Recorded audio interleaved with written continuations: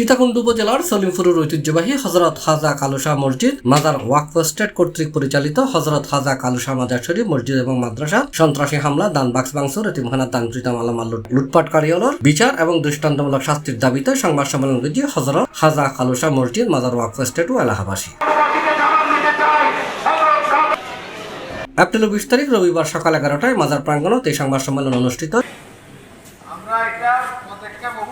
সংবাদ সম্মেলনে লিখিত বক্তব্য পাঠ করছি কমপ্লেক্সের দাতা সদস্য আবু সালে।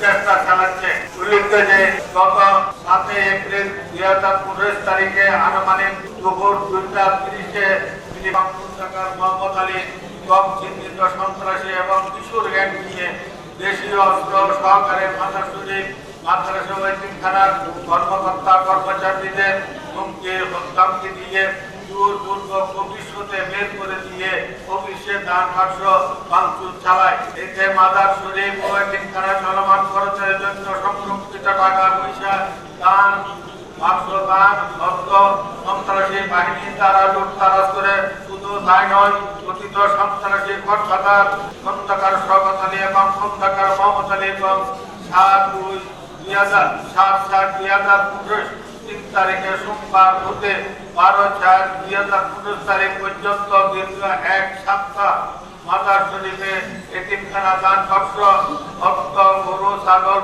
পর্যন্ত আত্মসাৎ করে।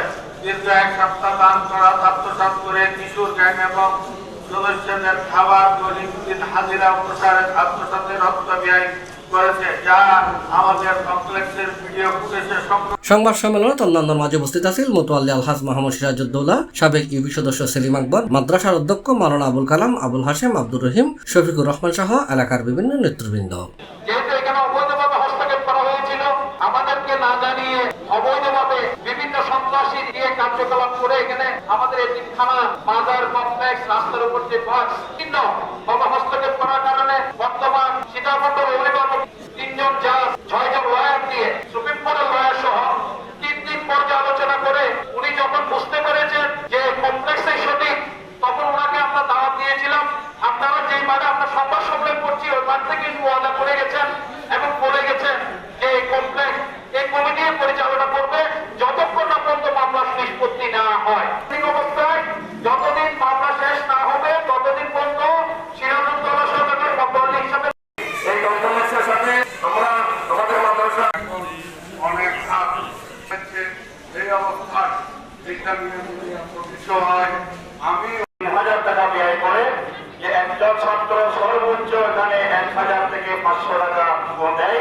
আমরা অনেক টাকা পয়সা ক্ষতি হবে বশবর্তী হয়ে আমাদের এলাকার নাম হচ্ছে কালো শাহ নতুন দলিপুর, তারা বহিরাগত সন্ত্রাসী আমাদের এখানে এসেছে। আমাদের বাসস্থান কবির হাট এলাকায় আপনারা নিশ্চয়ই অবগত আছেন। এই কবির হাট এরপরে যে যারা মতবাদী দাবি করতেছে কথিত ওরা হাইকোর্টে আপিল করছে, আপিল করে দীর্ঘ 18 বছর C+ TV চট্টগ্রাম।